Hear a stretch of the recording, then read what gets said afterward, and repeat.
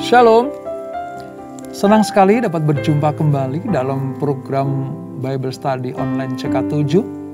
Kita akan melanjutkan pembahasan kita dari 2 Samuel pasal yang ke-31. Ini pasal terakhir dari 1 Samuel 31. Ini kitab terakhir saudara di kitab 1 Samuel.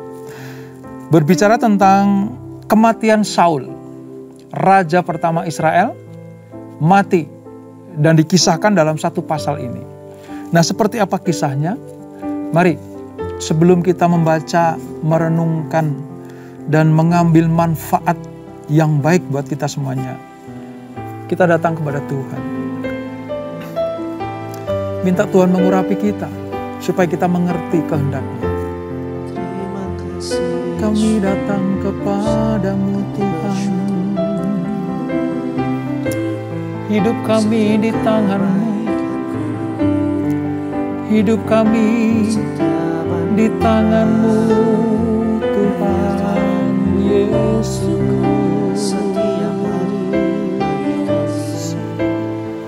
Ora lara bashandara takaya lara bayara lara bayara lara bayara lara bashando.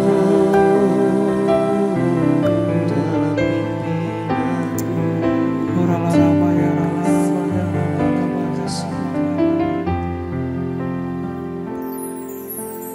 Ku di tangan-Mu, ku di hati-Mu, di pikiran-Mu, di rencana-Mu, tak pernah ku sendiri.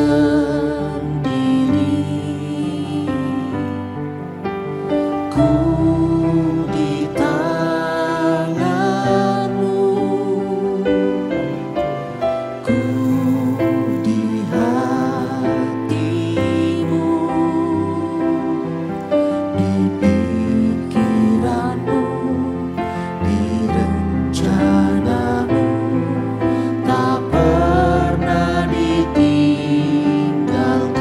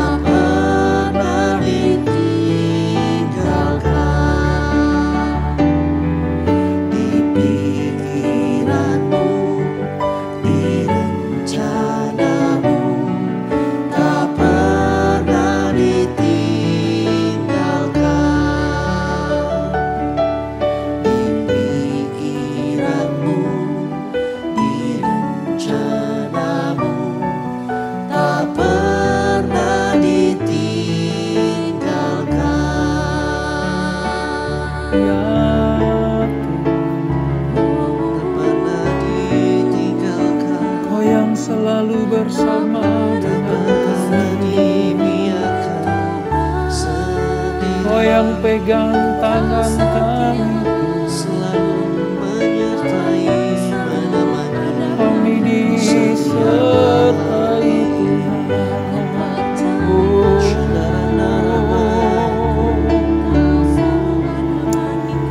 Terima kasih Bapa, terima kasih Tuhan.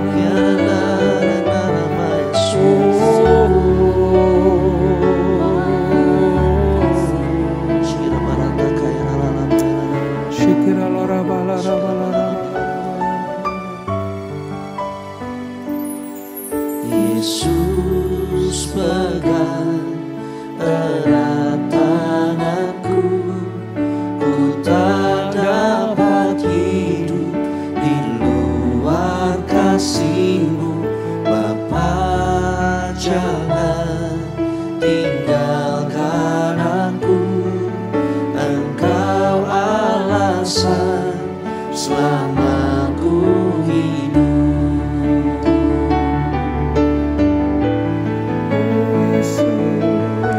Yesus pegang erat tanganku, ku tak dapat hidup di luar kasih-Mu. Bapa, jangan tinggalkan aku, Engkau alasan selama ku hidup.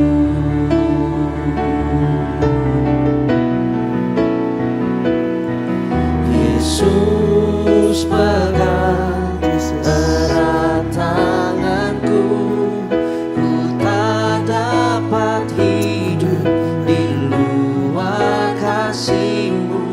Bapa, jangan tinggalkan aku, Engkau alasan selama ku hidup. Pegang kami senantiasa. Yesus pegang erat tanganku, ku tak dapat hidup di luar kasih-Mu.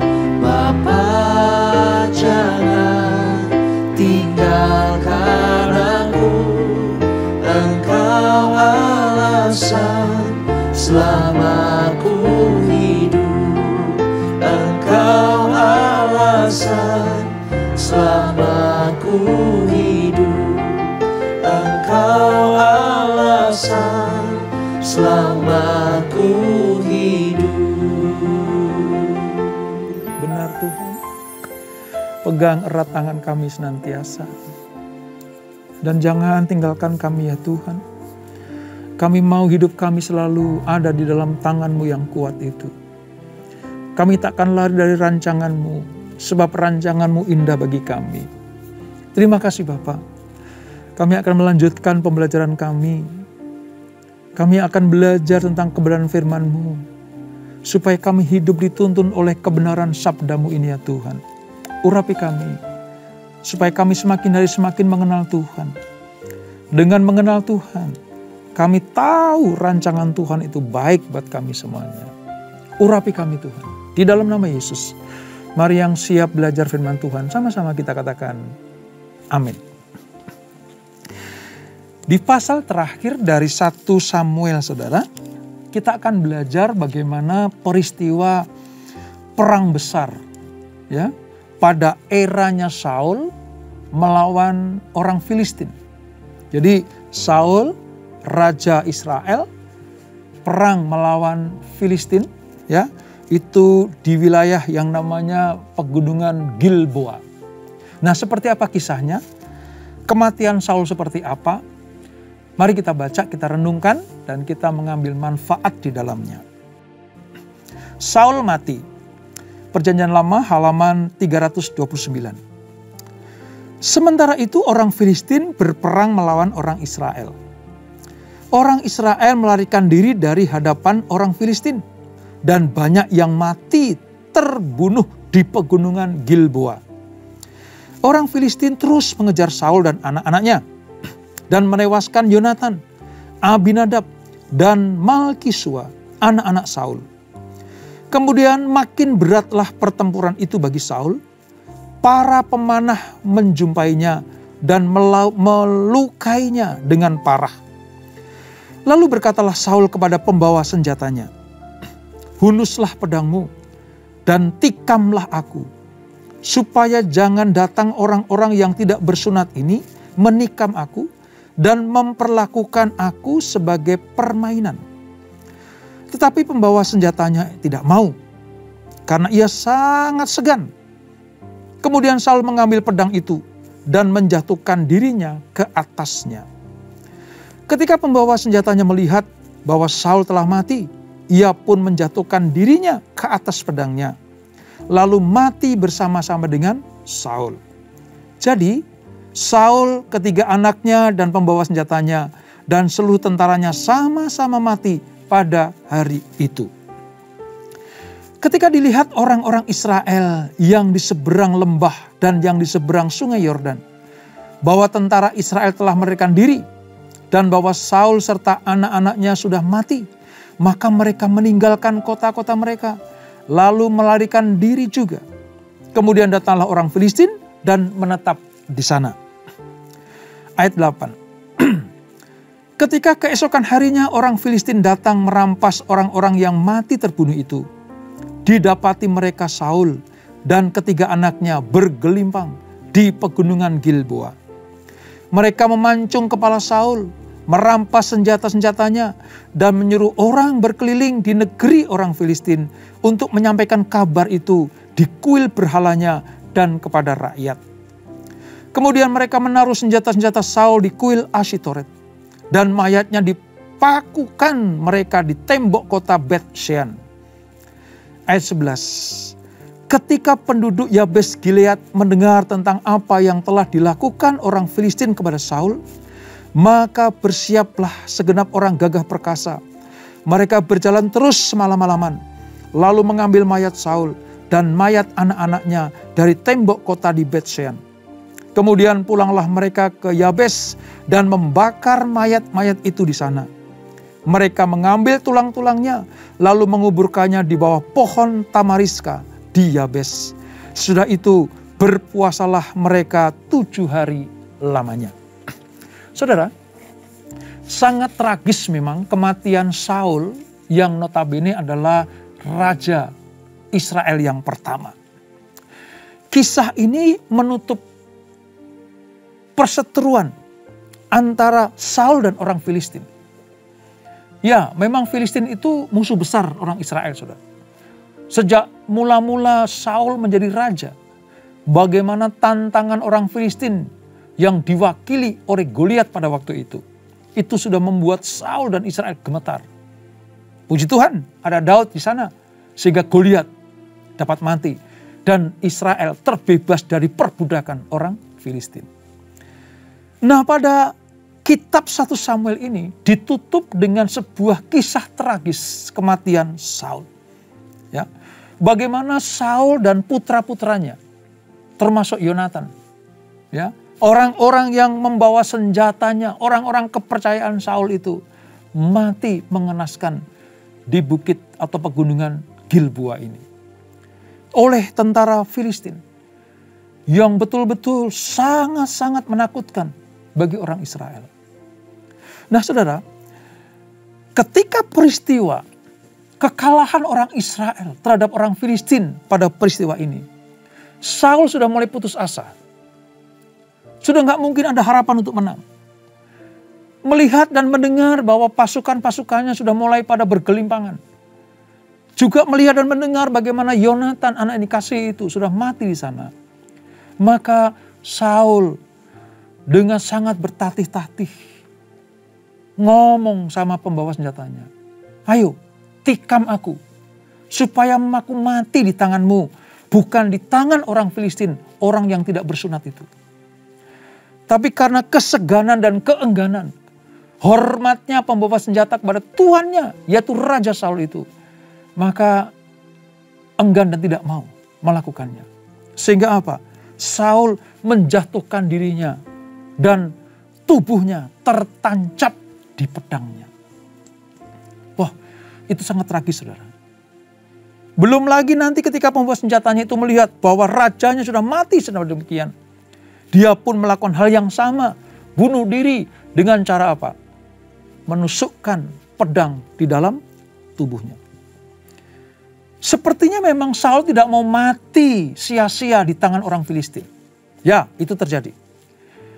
Saul tidak mau menjadi bulan-bulanan ketika masih hidup di tangan orang Filistin. Maka dengan segera dia jatuhkan dirinya dan menancapkan tubuhnya kepada pedang yang dibawanya. Walaupun nanti pada akhirnya kepala Saul itu dipancung, saudara. Diarak kemana-mana di kota-kota Filistin. Ditancapkan di tembok. Sebagai bukti bahwa Israel dikalahkan oleh orang Filistin. Nah, saudara, peristiwa ini membuat orang Israel betul-betul terpukul. Israel betul-betul sangat sedih dan prihatin. Israel sudah kehilangan martabat, wibawa sebagai anak Allah. Kenapa? Karena rajanya, pemimpinnya kalah perang dengan cara yang demikian. Di sini kita tidak mendengar Daud di mana, ya. Karena sebenarnya Daud sedang dipersiapkan Tuhan, sepertinya seolah-olah disembunyikan. Karena memang hari itu adalah hari di mana akhir dari kisah Saul dan Yonatan. Era Saul dan Yonatan akan berakhir. Karena nanti akan diganti dengan era Daud bersama dengan nanti penggantinya Salomo. Di dalam 2 Samuel itu. Nah, saudara, apa yang dapat kita pelajari dari hal ini? Yang pertama, bahwa Saul ketika dia dipilih menjadi raja, memulai dengan roh Allah yang luar biasa. Ingat, waktu itu saya kasih pelajaran bagaimana ketika Saul habis diurapi oleh Samuel, lalu dia suruh keluar ya dari tempat pengurapan itu, ketemu sama rombongan nabi, tiba-tiba oleh roh Allah yang ada dalam diri Saul, itu Saul kepenuhan seperti nabi. Sedemikian kuatnya roh Allah bekerja dalam diri Saul. Sehingga kemanapun dia perang menang. Ya. Saul sangat dihormati oleh orang Israel. Bukan hanya karena perawakannya yang gagah. Bukan hanya porsi tubuhnya saja yang ideal sebagai raja. Tapi roh Allah yang ada bersama dengan dia itulah yang membuat Saul betul-betul memiliki kuasa yang luar biasa. Tapi di tengah perjalanan, saudara, mulailah ketika Saul sudah ada di pucuk pimpinan orang Israel, duduk di kursi raja. Tiba-tiba Allah melihat karakter Saul yang berubah. Dulu taat kepada Samuel, dulu taat kepada nabi Tuhan, dulu taat kepada perintah Allah. Tapi lama-kelamaan dia udah mulai gak sabar lagi. Mungkin dia sudah berpikir, aku raja. Aku pemimpin tertinggi Israel. Jadi segala keputusanku adalah pemikiranku. Segala keputusanku adalah jalan-jalanku. Nah, sejak saat itulah, maka roh Allah itu diambil daripada Saul. Dan kalau roh Allah diambil pada Saul, saudara, roh jahat yang berkuasa. Sehingga Saul sudah hilang kendali atas hidup yang berkenan kepada Tuhan. Ya, dia masih lama menjabat sebagai raja. Ya, walaupun Daud sudah dipersiapkan diurapi oleh Samuel, tetapi secara de faktanya Saul tetap memerintah sebagai raja. Tapi kelakuannya sudah mulai gak karu-karuan. Membenci Daud, orang kepercayaannya. Ya, hanya gara-gara nyanyian orang Israel. Saul mengalahkan beribu-ribu musuh, tapi Daud berlaksa-laksa. Hanya karena syair itulah, maka kebencian Saul memuncak dan ingin membunuh Daud. Tapi karena Allah sudah memilih Daud, Maka sekuat apapun ya, rencana Saul untuk membunuh Daud digagalkan oleh Tuhan. Sampai pada puncaknya, era Saul sudah selesai. Dan pada perikop ini kita belajar bagaimana sekuat-kuatnya manusia, sehebat-hebatnya manusia, selama masih ada di dunia ini, ada masa hidupnya. Ada masa dia hidup, ada saat dia memerintah, ada waktu dia berkarya. Tetapi Tuhan yang menentukan selesai. Itu Tuhan. Dan seperti panggilan Allah kepada Saul bahwa dia sebagai prajurit, sebagai tentara, sebagai raja yang perang kemana-mana. Maka kematiannya pun ada di medan peperangan. Sepintas lalu memang tragis, saudara. Tragis sekali. Bagaimana kematian Saul berbeda dengan raja-raja Israel yang berkenan kepada Tuhan. Atau orang-orang pilihan Tuhan sebelum Saul. Abraham mati di masa tuanya dalam damai sejahtera dan sukacita. Ishak, ya, Yakub, leluhur-leluhur Saul ini mati, selesai hidupnya di dunia ini dengan aman, damai dan sejahtera. Tapi raja pertama ini kematiannya sangat tragis luar biasa. Ketika orang Filistin mampu mengalahkan Israel, memang Saul tidak tersiksa secara tubuh. Saul tidak disiksa, ya, sebelum mati dia tidak disiksa. Tetapi Saul melihat dengan mata kepala sendiri bagaimana kocar kacirnya orang Israel. Bahkan Saul mungkin mendengar teriakan-teriakan pasukan Israel, Yonatan gugur, Yonatan gugur. Wah, itu sudah membuat Saul sedih luar biasa. Orang-orang pilihannya, orang-orang terdekatnya sudah mati terbunuh oleh orang Filistin. Maka dalam keputusasaannya, Saul mengambil jalan pintas, mengakhiri hidupnya dengan bunuh diri. Tragisnya di sini, saudara. Seorang raja yang tidak kuat mentalnya, melihat suasana situasi yang menyedihkan, tragis bagi kehidupannya. Tapi sayang, mengakhiri dengan bunuh diri. Kita berdoa, kita minta sama Tuhan. Supaya apa? Sekalipun Tuhan izinkan ada masalah-masalah yang sepertinya kita sudah gak bisa buat apa-apa. Kita cuma angkat tangan kepada Tuhan.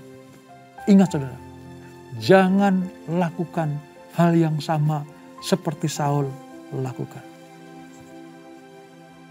Saya punya pemikiran begini, saudara. Seandainya Saul itu berbalik kepada Tuhan, mengakui bahwa ya Tuhan, aku salah, kembalikan rohmu kepadaku. Kalau saja Saul mau merendahkan hati di hadapan Tuhan, kalau saja Saul mau mengakui kesalahan-kesalahannya, bertobat meninggalkan jalan-jalan yang jahat, berbaik kembali dengan Daud, memimpin rakyatnya dengan takut akan Tuhan, meninggalkan cara-cara dunia. Ingat ya, Saul pernah pergi ke seorang pelihat atau petenung. Itu kan menyakiti hati Tuhan. Seandainya Saul bertobat, meninggalkan jalan-jalan yang jahat, dan tidak melakukan hal yang tragis seperti ini dengan bunuh diri, saya percaya Tuhan mendengar. Toh misalnya Saul mati di peperangan, yang matinya dengan terhormat. Enggak seperti ini. Ini tragis sekali. Tragis sekali. Oleh sebab itu belajar dari peristiwa ini, mari. Kalau roh Allah, roh Tuhan sudah menguasai kita. Pada zaman perjanjian lama memang roh Allah itu bisa diambil. Ya, kalau perjanjian baru kan roh kudus. Ya. Roh Allah itu bisa diambil dari seseorang. Kenapa? Karena Allah sudah selesai dengan orang itu dan orang itu sudah menyakiti hati Tuhan. Mengeraskan hatinya. Berbuat jahat tanpa ada rasa penyesalan. Maka roh Allah keluar dari diri Saul itu. Nah, puji Tuhan dalam perjanjian baru ini, Roh Kudus dimeteraikan. Kata dimeteraikan itu tinggal tetap. Tujuannya apa? Supaya kita dituntun oleh Roh Kudus. Supaya hidup kita ada dalam tangan Tuhan yang kuat itu. Sekalipun mungkin kita berbuat salah dan dosa, Roh Kudus mengingatkan kita. Saya memetik pelajaran dari ini, saudara. Pentingnya Roh Kudus, pentingnya Roh Allah. Ketika dia tetap ada dalam hidup kita, dia mengingatkan kita, membuat kita sadar kembali dari jalan-jalan yang jahat kepada Allah. Bertobat, mencari wajah Tuhan, merendahkan diri di hadapan Tuhan. Roh Allah itulah yang memampukan kita melakukan hal yang seperti itu. Nah, Saul tidak bisa melakukan hal itu. Saul tetap keras kepala. Saul tetap mengeraskan hatinya. Kenapa? Karena Roh Allah sudah tidak ada dalam dirinya. Itu bedanya. Itulah sebabnya rindukanlah selalu Roh Kudus. Minta diurapi oleh Roh Kudus. Dipenuhi dengan Roh Kudus. Ya. Puji Tuhan. Masa-masa Pentakosta di mana Roh Kudus dicurahkan. Itu awal titik balik dari karya Allah bagi manusia. Supaya apa? Manusia tetap dipimpin oleh Roh Allah itu. Puji Tuhan. Kalau tidak ada Roh Allah, ya kayak Saul seperti ini nih. Liar, keras kepala, berangasan, maunya sendiri. Gak mau dipimpin oleh Tuhan. Gak mau dengar-dengaran kepada nabi-nabi Tuhan. Malah datangnya kepada petenung. Mencari dukun. Oh, mentalitas Raja Israel hilang lenyap dalam diri Saul. Karena Roh Allah sudah diambil dari Saul. Oleh sebab itu, jangan sekali-kali mendukakan Roh Kudus. Jangan sekali-sekali membuat Roh Kudus kecewa dalam hidup kita. Ayo, senangkan Tuhan. Terus mau taat dan mau dipimpin oleh Roh Allah. Supaya hidup kita adalah hidup di dalam kemenangan demi kemenangan. Saudara, ada satu peristiwa yang sedikit menggambarkan bagaimana jasa-jasa Saul pernah dialami oleh orang-orang yang tinggal di Yabes Gilead. Mari kita lihat, saudara. Begitu mayat Saul dipancung kepalanya, dipermalukan di tengah-tengah orang Filistin, ditancapkan di tembok kota, saudara. Orang Yabes Gilead ini ingat. Kenapa? Karena Saul pernah menolong orang Yabes Gilead. Ya, ketika apa? Ketika bangsa Amon itu menyerang Yabes Gilead, Saul yang menyelamatkannya. Itu tertulis dalam 1 Samuel pasal yang ke-11. Coba nanti ya, setelah akhir acara ini, saya buka 1 Samuel 11. Gimana orang Yabes Gilead diselamatkan dari serbuan orang Amon oleh Saul. Nah, membalas budi baik Saul. Maka orang-orang Gilead, penduduk Gilead ini, Yabes Gilead ini, berusaha untuk menghormati jasad Saul yang sudah dipermalukan oleh orang Filistin. Apa yang dilakukan? Mereka datang ke Filistin, bersiap orang-orang yang gagah perkasa. Berjalan terus semalam-malaman. Mereka mengingat bagaimana jasa Saul menyelamatkan mereka dari tangan orang Amon itu. Maka diambillah mayat Saul. Lalu dibakar. Dan tulang-tulangnya dikuburkan. Dari sini kita belajar. Ya, sebejat-bejatnya Saul. Ya, sesalah-salahnya Saul. Perbuatan Saul ini diingat oleh orang-orang Yabes Gilead.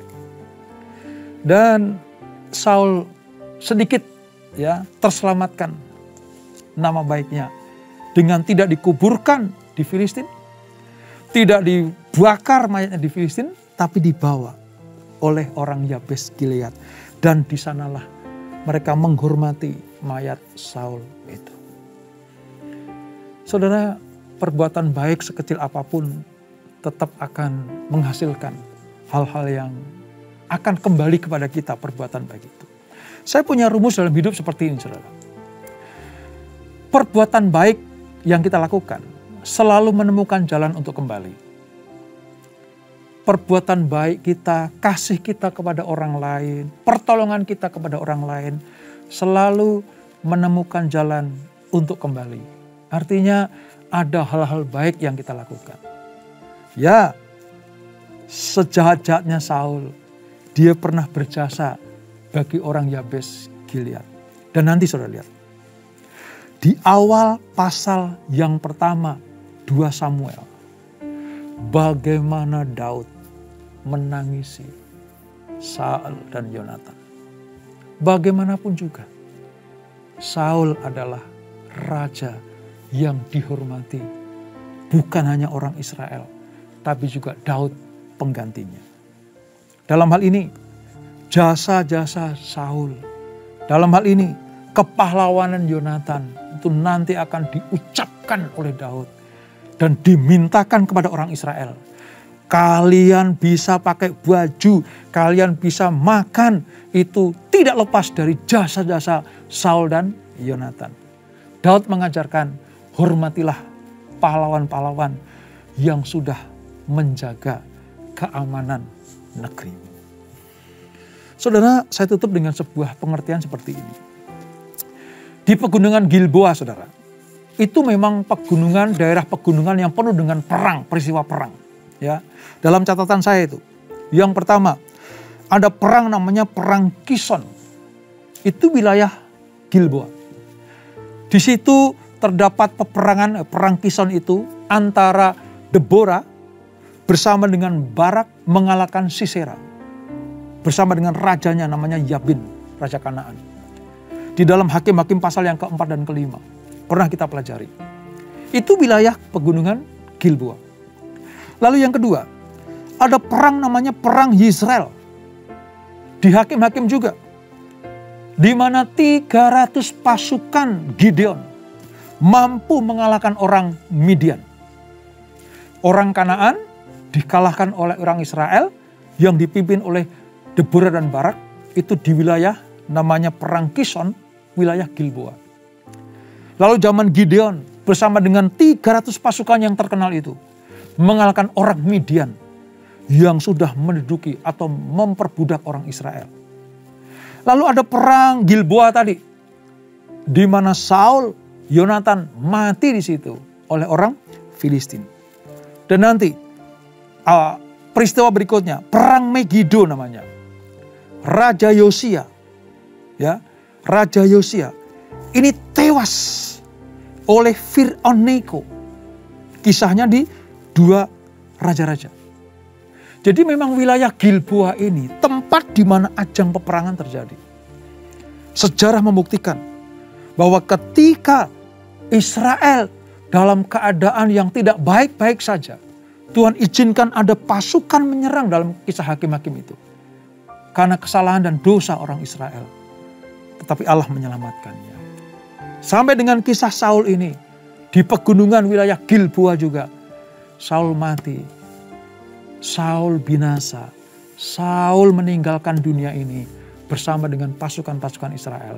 Dan pada kala itu, Filistin mengalahkan orang Israel. Intisari yang dapat kita petik dari peristiwa ini adalah tangan Tuhan itu memegang kendali atas hidup kita. Pujian tadi mengatakan, ku di tanganmu, ku di hatimu. Terus pastikan hidup kita di tangan Tuhan. Yang kedua, kita belajar. Kalau kita ikuti apa kata Tuhan, ya kita akan meninggalkan dunia ini dengan cara-cara Tuhan yang luar biasa. Janganlah sampai dipermalukan. Seperti Saul yang dipermalukan di tengah-tengah orang Filistin. Jadi tetaplah tinggal di tangan Tuhan dan hidup di dalam rencana-rencananya. Dan yang ketiga, tetaplah berbuat baik, mengasihi sesama. Karena perbuatan baik kita akan selalu menemukan jalan untuk kembali. Seperti orang Yabes Gilead merawat, mengambil jenazah Saul. lalu dikuburkan dengan terhormat. Saya percaya setiap firman yang kita pelajari itu akan membuat kita mengerti rencana Allah dalam hidup saudara dan saya. Tetaplah setia kepada Tuhan, hidup benar di hadapannya. Kalau kedapatan sadar kita berbuat salah, segera kembali. Apalagi kalau roh Allah mengingatkan kita, segera kembali kepada Tuhan. Maka hidup kita aman dalam perlindungan Tuhan. Kita tundukkan kepala. Bapa, terima kasih untuk anugerah-Mu. Kami belajar dari akhir 1 Samuel pasal 31 ini. Kami belajar bagaimana kami tetap harus tinggal di dalam Tuhan. Roh Allah, yaitu Roh Kudus yang memimpin kami.